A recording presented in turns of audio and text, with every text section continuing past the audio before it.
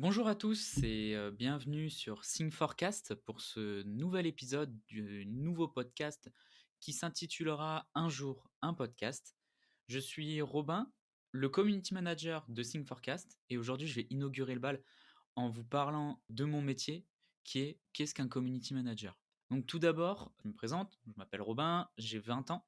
Je suis alternant au sein du groupe IDM, dont fait partie Think Forecast, et je suis donc le community manager du groupe et donc de Think Forecast. Aujourd'hui, je vais vous parler du métier de community manager parce que les gens ont tendance à penser que community manager, c'est quelque chose de tout simple où juste on va arriver, faire des publications Instagram, poster 3 trucs dans la journée et on a fini notre travail. Mais en fait, c'est pas du tout ça. On se trompe beaucoup sur notre métier. Ça demande beaucoup d'efforts, beaucoup de flexibilité et plein d'autres choses dont on va parler aujourd'hui. Donc, qu'est-ce que ça va être aussi un jour à podcast? Donc, ce sera des podcasts plus simples avec peut-être des invités, peut-être pas, peut-être seul, où on va parler un peu de tout, que ce soit des métiers, que ce soit des choses dans la vie courante, des histoires ou autres, pour pouvoir vous divertir chaque jour avec un podcast.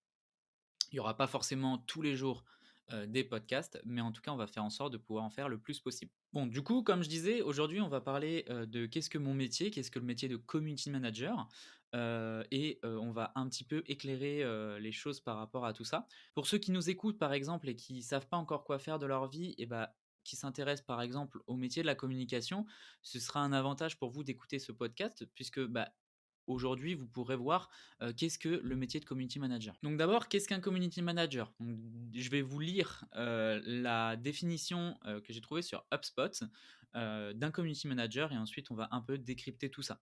D'après HubSpot, de manière générale, le community manager est le porte-parole d'une marque ou d'une entreprise sur Internet. Il intervient en particulier sur les réseaux sociaux, mais pas seulement. Ces dernières années, son rôle a beaucoup évolué. Le community manager ne fait plus seulement de l'animation de communauté, il met en œuvre un ensemble d'actions pour répondre à des objectifs web marketing très précis comme l'augmentation de l'engagement. Alors, qu'est-ce que ça veut dire? En gros, ça veut dire, comme je vous le disais au tout début, qu'on va pas forcément faire que des posts Instagram. Aujourd'hui, moi, en tant que community manager, par exemple, je vais gérer à la fois le compte Instagram de Think Forecast, à la fois des comptes Instagram d'autres entreprises, mais aussi les sites internet, par exemple, le site internet de Think Forecast que vous trouverez dans la description d'ailleurs pour pouvoir vous inscrire pour prendre la parole. Eh bien, c'est moi qui le gère, c'est moi qui l'ai créé, c'est moi qui le gère aujourd'hui, c'est moi qui en fais la maintenance. Je fais quoi d'autre? Je vais aussi faire tout ce qui est action commerciale sur le web, par exemple tout ce qui est action Google, quand on va devoir faire des pubs au niveau de Google, du Google Search ou du Google Display pour ceux qui s'y connaissent. Tout ce qui est pub sur Meta, donc Meta c'est Facebook, Instagram, Messenger, WhatsApp et autres. Et je vais aussi faire tout ce qui va se préparer en amont de la communication marketing, que ce soit la communication marketing digitale ou même physique, puisque c'est moi qui vais penser les idées de ces actions-là. Tout d'abord, pour commencer, je vais faire aussi un petit peu mon parcours pour que vous compreniez d'où je viens et jusqu'où je souhaite aller. Donc, comme je le disais, je suis alternant au sein du groupe IDM, donc je suis à l'école. Mon école est en Cage Business School, située à Toulon, puisqu'on est situé à Signes, et moi j'étudie à Toulon, mais j'ai fait mes 2 premières années d'études supérieures, puisque je suis actuellement en 3e année, à Marseille. J'ai eu un bac S, voilà, je n'ai pas fait de bac ES ou je ne sais quoi. J'ai eu un bac S et ensuite je me suis orienté vers des études d'économie parce que ça m'intéressait, tout simplement. Mes 2 premières années en tant que licence ont été des années un petit peu «bateau» entre guillemets puisque j'ai étudié, les grands aspects de l'économie aujourd'hui, et cetera, que ce soit du droit, que ce soit de l'économie, que ce soit de la gestion du marketing, de la gestion de projet, tout ce genre de choses.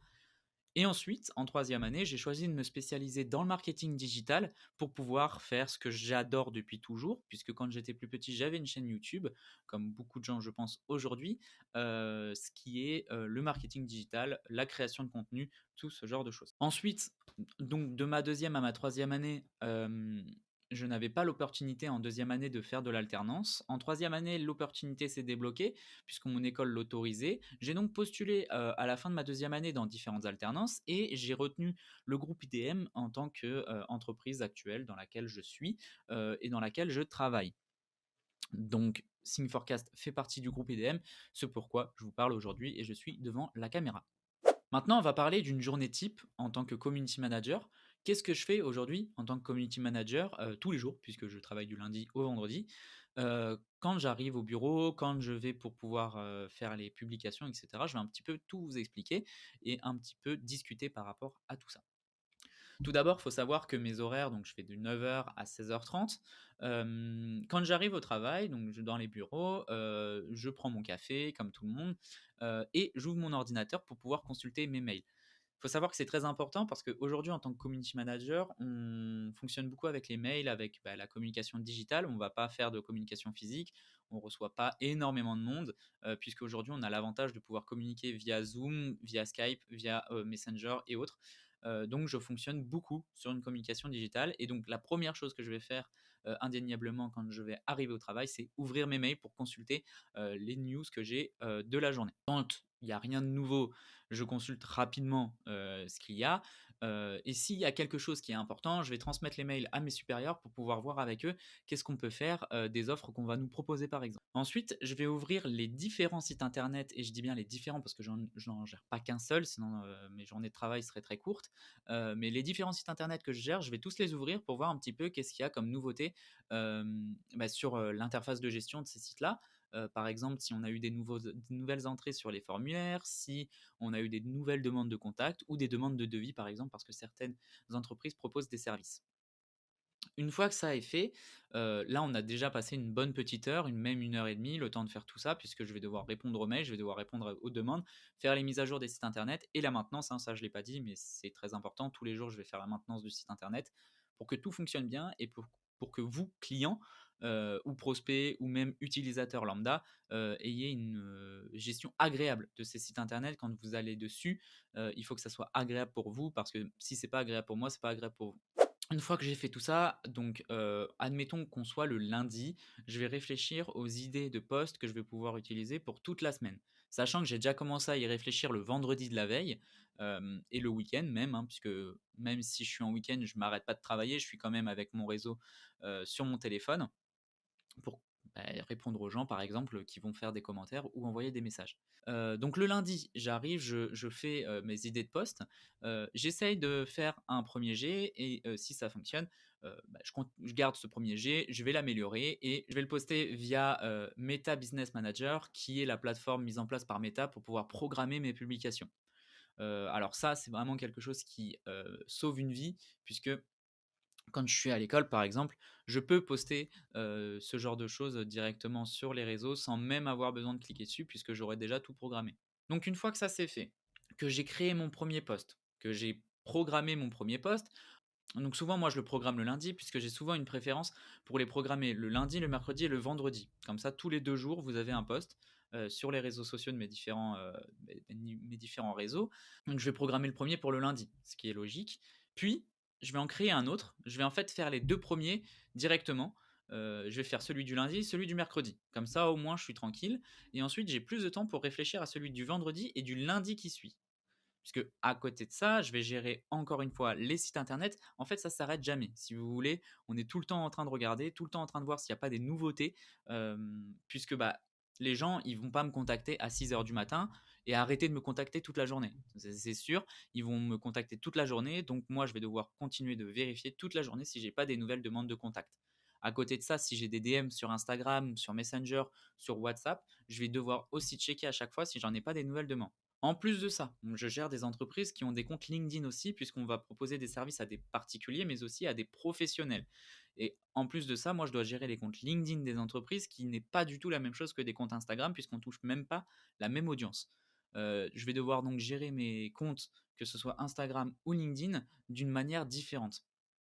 En fait, si vous voulez, Instagram, je vais faire des posts qui sont plus des mèmes, qui sont plus des citations, qui sont plus inspirés pour le grand public, pour tout le monde.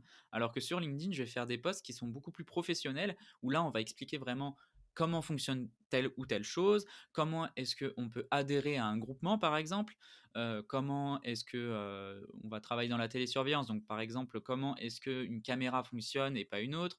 Enfin voilà, ça c'est vraiment qu'est-ce que je vais poster sur LinkedIn et non pas Instagram. Sur Instagram, je vais plus poster des blagues, je vais poster des citations, je vais poster des choses qui vont être plus à caractère informatif, alors que sur LinkedIn, c'est vraiment très axé pro, et donc là, à ce moment-là, ça va être quelque chose qui va être beaucoup moins axé grand public. Ensuite, une chose hyper importante aussi, c'est la veille concurrentielle. On est dans un monde aujourd'hui où il y a énormément d'entreprises, il y en a des nouvelles tous les jours, il y a des leaders du marché. Donc ce que je vais devoir faire, c'est aller voir par exemple les plus gros, qu'est-ce que font les plus gros, pour pouvoir soit m'en inspirer, soit regarder qu'est-ce qui fonctionne pas, parce que grâce à ça, j'ai déjà une idée de ce que je peux utiliser ou non comme concept pour pouvoir m'améliorer. Donc par exemple, je vais aller voir les plus gros, je vais aller voir les commentaires, je vais aller voir les likes, je vais aller voir plein de choses pour faire une veille. Bon, après, il y a différents secrets que je ne vais pas forcément communiquer, mais il y a plein de choses à utiliser pour voir qu'est-ce qui fonctionne et qu'est-ce qui ne fonctionne pas. Et ensuite, on peut soit s'en inspirer, soit utiliser un concept pour pouvoir essayer de les détrôner, entre guillemets, malgré que certains gros ne pourront jamais se faire détrôner, c'est les leaders du marché. Mais aujourd'hui, c'est très important de faire une veille concurrentielle pour pouvoir savoir où est-ce qu'on se situe par rapport aux autres. Une fois que tout ça c'est fait, donc là, récapitulons. J'ai fait les ouvertures de mail, j'ai fait la maintenance des sites internet, j'ai fait mes posts pour Instagram pour le lundi et le mercredi, pardon. Et j'ai fait ma veille concurrentielle. Donc là, on a déjà passé une bonne partie de la journée sur tout ça. Il faut savoir que par exemple, la veille concurrentielle, ça va prendre 1 à 2 heures en fonction de combien d'entreprises vous gérez. Moi, je gère 4 comptes, 4 entreprises entre guillemets. Donc ça me prend beaucoup de temps, puisque je dois quand même faire une veille concurrentielle pour chaque entreprise. Ça, je ne suis pas obligé de le faire tous les jours, mais c'est important quand même de vérifier de temps en temps, notamment sur Instagram, pour voir les nouveaux posts. Quand on est community manager, il faut aussi s'inspirer des autres posts et voir qu'est-ce qui a été déjà fait, qu'est-ce qui n'a pas été fait, pour savoir si on peut ou pas tâter le terrain. Donc une fois que tout ça c'est fait, on a passé une bonne partie de la journée. Moi, ce que je fais aussi notamment pour pouvoir référencer mes sites internet, c'est écrire des articles de blog. Pour ceux qui s'y connaissent, on fait du référencement SEO notamment avec ces articles de blog. On va référencer des mots-clés, on va référencer des techniques, par exemple, quand on va faire des installations d'alarme, puisque j'ai certains domaines dans de la télésurveillance et l'installation d'alarme. Je vais faire des articles sur l'installation d'alarme pour que les gens puissent vérifier si tout est bon chez eux et pourquoi pas consulter notre site internet pour pouvoir adhérer à nos abonnements ou ce genre de choses. Donc ça, c'est important. Les sites internet ont besoin aujourd'hui de certains articles et de référencement SEO, puisqu'on est sur une concurrence sur Google qui est extrêmement rude. Donc c'est très important d'y faire très attention et de rédiger quelque chose de qualité. Aujourd'hui, je m'aide de l'IA pour faire ça, je ne vais pas le cacher, mais c'est important de aussi vérifier toujours manuellement si tout est bon, tout a bien été fait, et aussi de le faire soi-même. Parce que si on ne le fait pas soi-même, ça ne marche pas. Si c'est que l'IA, ça ne marchera jamais, malgré que vous ayez le meilleur prompt pour ChatGPT notamment, ça sert à rien. Aujourd'hui, ça sert à rien de le faire qu'avec l'IA. Donc, je fais beaucoup aussi manuellement, retaper les bons mots-clés, vérifier que tout est bon dans l'article, vérifier que l'IA n'est pas raconté n'importe quoi, parce que du coup, si elle raconte n'importe quoi, les gens ils vont lire l'article et ils vont dire mais c'est quoi cette daube. Donc aujourd'hui, c'est important aussi de vérifier à chaque fois que tout ce qu'on fait, c'est bien, et que l'IA n'est pas rédigé n'importe quoi. Donc ça, c'est les articles, je vais en faire un par jour, 3 fois. C'est-à-dire qu'en gros, si j'en fais un le lundi, je le fais mardi et mercredi, et le jeudi, vendredi, je le fais pas, parce que si on en fait trop, Google va se dire: «OK, c'est un spam», et il va pas nous le référencer. Donc c'est important de bien gérer son flux d'articles sur des sites internet et de ne pas bombarder, les articles, parce que sinon ça sert à rien en fait. Tout ce que vous allez faire, ça va le faire dans le vent. Google va même plus référencer vos articles, et donc vous écrirez juste des choses pour les écrire. Une fois que ça c'est fait, là on arrive presque à la fin de la journée. Donc ce que je vais faire, c'est que je vais vérifier que mes posts ils ont bien été programmés par Meta. Une fois que j'ai vérifié qu'ils ont bien été programmés, souvent on arrive à la fin de ma journée, donc je fais mes affaires et je repars chez moi, hein, parce que j'ai fini ma journée. Même si j'ai fini ma journée, par contre, c'est important, j'ai toujours les applications de Meta, notamment pour gérer Instagram, Facebook, sur mon téléphone, pour pouvoir répondre aux commentaires et pour pouvoir répondre aussi aux DM. Si jamais on m'envoie un DM, bon, bien sûr, il ne faut pas abuser, à 22 h, je réponds plus. Par contre, si on m'envoie un DM après que j'ai fini le travail, je vais quand même y répondre. Ça me prend 5 minutes. Sincèrement, c'est vraiment pas ce qui m'embête. Donc moi, je réponds aux DM souvent, même après avoir fini le travail, sauf si c'est dans la nuit, quand je suis occupé ou quoi, mais j'essaye de répondre le plus rapidement possible. Il faut savoir qu'un bon community manager répond souvent dans la journée.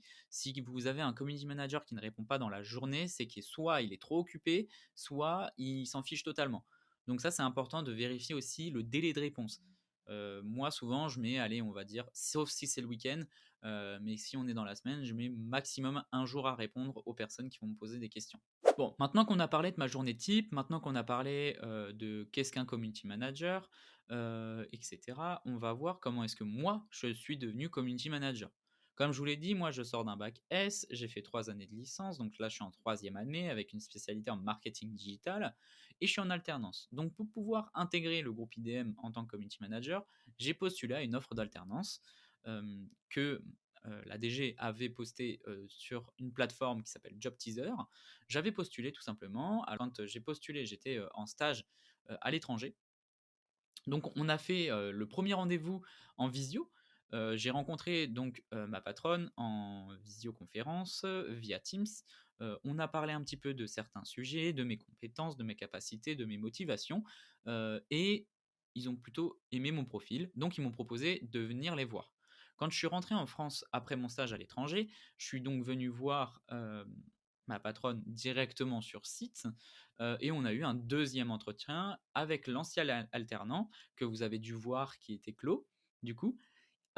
Et mon profil a plu, donc ils m'ont proposé une offre que j'ai acceptée. Et donc, je suis devenu le community manager du groupe.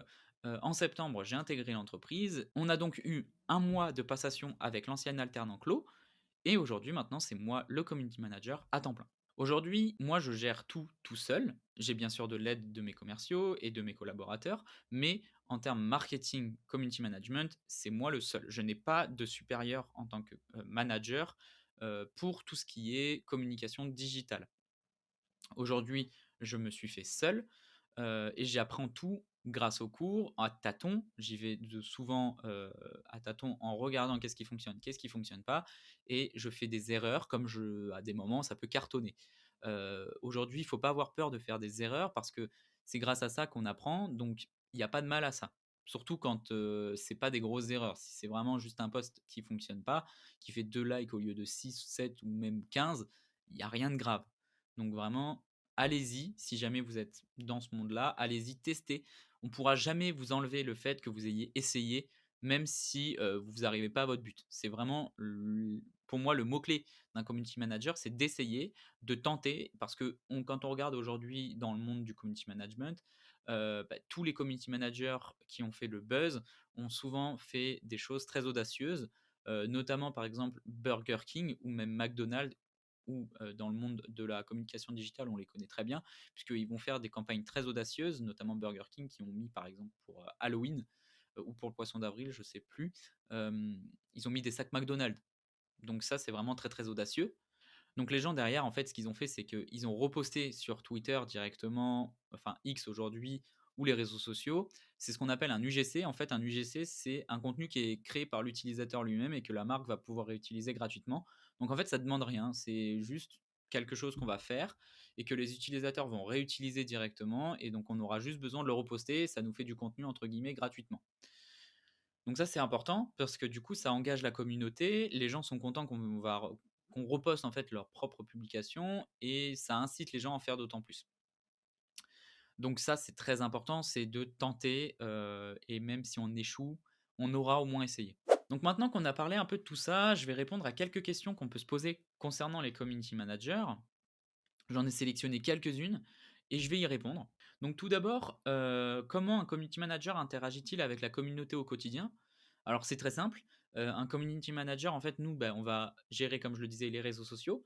Donc si quelqu'un va poser une question en commentaire, c'est moi qui vais y répondre. Si quelqu'un nous envoie un DM, par exemple, sur Instagram, c'est moi aussi qui vais lui répondre directement. Donc c'est pas un robot, c'est bien un humain qui va répondre derrière. Donc c'est comme ça qu'on interagit avec la communauté tous les jours, via les réseaux sociaux, même via un mail, hein, si on a une demande de formulaire, si on a une demande de contact. ça peut être le community manager qui répond directement aux mails et qui va ensuite transmettre aux autres services du groupe, par exemple service commercial ou de direction ou service juridique si c'est autre chose. Mais des fois, le premier jet, ça peut être le community manager qui répond directement à la communauté. Ensuite, quels sont les outils et plateformes les plus utilisés par les community managers? Donc par exemple, en termes de plateforme, moi je vais utiliser, comme je disais, Meta, Manager. En fait, ça va me permettre de directement pouvoir, planifier, les posts quand je ne suis pas à mon entreprise ou, pouvoir m'avancer en fait. Du lundi au vendredi, je vais pouvoir planifier les posts, par jour et voir, qu'est-ce qui fonctionne, qu'est-ce qui fonctionne pas et pouvoir en faire plusieurs. Ça m'évite en fait de chaque fois devoir prendre le contenu, le mettre sur mon téléphone, ensuite à telle heure devoir le mettre sur le réseau, alors que avec Meta Manager, ça me permet directement de choisir une heure, de choisir le contenu que je souhaite mettre, la description et de le programmer. Ensuite, pour gérer les sites internet, par exemple, moi j'utilise notamment WordPress, qui va beaucoup m'aider parce que c'est le plus connu pour pouvoir créer des sites internet. J'utilise beaucoup l'IA avec ChatGPT et DALL-E, hein, donc, qui sont deux IA de OpenAI, qui vont me permettre de générer par exemple des images si je suis en manque d'images libres de droit, parce que c'est très important en tant que community manager, on doit faire attention aux droits commerciaux des images. Donc, vu que ces images sont libres de droit, je peux les utiliser. Et ChatGPT pour la rédaction de contenu, qui va me donner soit des prompts, soit des idées, pour que je puisse par la suite moi-même créer les posts. J'utilise aussi beaucoup, pour les mèmes que je vais créer, IMG Flip qui va me permettre en fait de recréer le mème directement avec une image qui est connue, et je crois que j'ai fait le tour. Ah si, j'utilise aussi HubSpot, pour les plus connaisseurs qui va me permettre de gérer, la pipeline, de mes clients et cetera. Ensuite, comment mesure-t-on, le succès d'un community manager? Alors, il n'y a pas vraiment de mesure pour le succès. On pourrait se dire, le nombre d'abonnés sur Instagram, mais ça veut tout rien dire parce qu'il faut faire très attention au niveau des abonnés. On peut avoir des faux abonnés, on peut avoir un compte qui a 15 000 abonnés, mais en fait 10 000 sont faux et un compte qui a, 6 000 abonnés, mais c'est des vrais abonnés avec un vrai taux d'engagement. Donc comment est-ce qu'on mesure le succès d'un community manager? Moi, je dirais que c'est au niveau du taux d'engagement des utilisateurs. Si on voit que les contenus sont très pertinents, si on voit que les contenus sont très travaillés, et que les utilisateurs vont être engagés via ces contenus, c'est-à-dire qu'ils vont bien réagir, qu'ils vont commenter, que le community manager répond rapidement. Ça, pour moi, c'est un bon community manager. Ou alors qui fait des campagnes très audacieuses, qui fonctionnent, qui vont pas faire de bad buzz, et au contraire qui vont faire le buzz. Pour moi, un bon community manager, c'est se démarquer par rapport à ça, c'est-à-dire que dans un environnement très concurrentiel, il va savoir se démarquer et sortir un peu son épingle du jeu comparé aux autres. Pour moi, c'est comme ça qu'un community manager va se faire remarquer. Ensuite, quels sont les défis les plus courants auxquels les community managers sont confrontés? Alors pour moi, un défi, auquel on est confronté tous les jours, c'est l'adaptabilité. Tout simplement parce qu'aujourd'hui, les réseaux sociaux, on ne sait jamais quand est-ce que ça va marcher, quand est-ce que ça va pas marcher et surtout, on ne sait jamais la réaction des gens au préalable. C'est-à-dire qu'on va faire peut-être un post que les gens vont très mal prendre alors que nous, par notre vision, on ne le prend pas mal du tout, et c'est pas du tout le but que les gens le prennent mal. Donc pour moi, ça c'est un gros défi, c'est-à-dire qu'il faut s'adapter aux autres et il faut avoir beaucoup de recul sur tout ce qu'on fait, et pas penser que ce qu'on fait c'est la meilleure chose au monde, tout simplement parce que les gens vont pas forcément penser la même chose. Ensuite, on a eu la question: quelle est l'importance de la stratégie de contenu dans le travail d'un community manager? Alors, c'est très important la stratégie de contenu, puisque du coup, en fait, on va devoir adapter son contenu en fonction de la période. Là, par exemple, quand je vous enregistre ce podcast, on est en avril, on est mi-avril, si je dis pas de bêtises. Et récemment, il y avait le poisson d'avril. Souvent, les marques vont essayer de jouer sur un contenu à caractère un peu choc pour le 1er avril. Et donc, c'est très important de faire attention à sa stratégie de contenu, puisque on va devoir bien tout préparer au préalable, parce qu'on ne va pas faire la publication le 28 mars pour le 1er avril, puisque c'est des publications qui vont avoir un fort impact. Pareil pour tout ce qui est campagne marketing, on va devoir bien tout préparer au préalable, souvent un mois à l'avance, pour pouvoir avoir le temps d'avoir un bon feedback dessus et de savoir qu'est-ce qui est bon et qu'est-ce qui n'est pas bon. Donc ça c'est pareil, la stratégie va beaucoup jouer dedans, ça va demander du temps, ça va demander de la réflexion, souvent des réunions aussi avec les autres pôles de l'entreprise pour pouvoir savoir si c'est en adéquation avec tout le monde. Si le community manager veut lancer une campagne de marketing par rapport à une offre promotionnelle et que le pôle achat, etc., ne suit pas, là, ça sert à rien. Alors que si on a bien consulté tout le monde et si tout le monde est bien d'accord par rapport à ce contenu-là, à ce moment-là, on peut lancer la campagne et tout va bien fonctionner dans l'idéal. Bien sûr, on n'est jamais à l'abri de rien, mais la stratégie est très importante, notamment, en prenant du recul et en prévoyant les choses. Ça, c'est très, très important pour moi, c'est prévoir les choses. Et enfin, on a la question: quel conseil donneriez-vous à quelqu'un qui souhaite devenir community manager? Alors moi, le conseil que je pourrais donner, c'est de foncer. Pour moi, c'est une opportunité d'être community manager parce qu'aujourd'hui, bah, tout le monde se digitalise. La communication digitale est omniprésente, dans toutes les marques. Donc un community manager, qui sait faire la différence, pour moi, c'est super important. Surtout si on souhaite se lancer, il faut se démarquer. Donc moi, le plus gros conseil que je pourrais donner, c'est de savoir se démarquer. Ne pas faire comme tout le monde, ne pas être un monsieur tout le monde et vraiment aller voir, les entreprises ou les marques qui vous intéressent, leur donner un plan, par exemple, de ce qu'on pourrait faire. Et souvent, ce qu'ils vont faire, c'est qu'ils vont vous écouter, parce que vous leur donnez des idées nouvelles. Donc, parfois, ça peut être oui, parfois, ça peut être non, mais au moins, ils vont vous écouter, vous allez avoir du temps. Et donc, pour moi, c'est de se démarquer. Pour moi, c'est d'avoir des idées nouvelles. Pour moi, c'est ne pas rester dans la masse et ne pas se contenter d'être dans sa bulle de confort et de rester comme ça, en fait, tout simplement, en faisant la même chose tous les jours. C'est toujours essayer de faire quelque chose de nouveau, même si on peut bien sûr faire un contenu récurrent, hein, je dis pas le contraire, et c'est important de faire un contenu récurrent puisque du coup, ça va être un peu l'identité de la marque, mais aussi à côté de ça, il va falloir faire un contenu qui va se démarquer des autres. Et ça, c'est important. Pour un community manager, le fait de se démarquer, c'est très important. La créativité, c'est très important. C'est cité, hein, d'ailleurs dans les compétences clés du métier, c'est dans les premières, hein. La créativité, l'adaptabilité et le fait de se démarquer, c'est les 3 plus grosses compétences pour moi d'un community manager, avant de savoir gérer les statistiques, avant de savoir gérer les réseaux sociaux. C'est notamment, bah, ce qu'on a là-dedans et pas surtout ce qu'on sait faire. Voilà, on arrive donc à la fin de ce premier podcast de Un jour un podcast. J'espère qu'il vous aura plu. N'hésitez pas à me donner vos retours en commentaire directement ou à m'envoyer directement un message sur Instagram pour me proposer vos idées. Si vous souhaitez prendre la parole vous aussi, n'hésitez pas à aller dans la description. Le lien de notre site internet est directement écrit dessus et vous pourrez réserver votre séance de podcast directement. Encore une fois, si vous avez une question, c'est moi qui vous réponds. Là, vous avez ma tête, vous voyez qui je suis, vous voyez qui vous répond directement. C'est moi et je suis un humain. Donc n'hésitez pas à me poser vos questions, j'y répondrai avec plaisir. J'espère que ce podcast vous a plu. N'hésitez pas à lâcher un like et à vous abonner. Et moi, je vous dis à la prochaine sur Sim4Cast pour un jour, un podcast.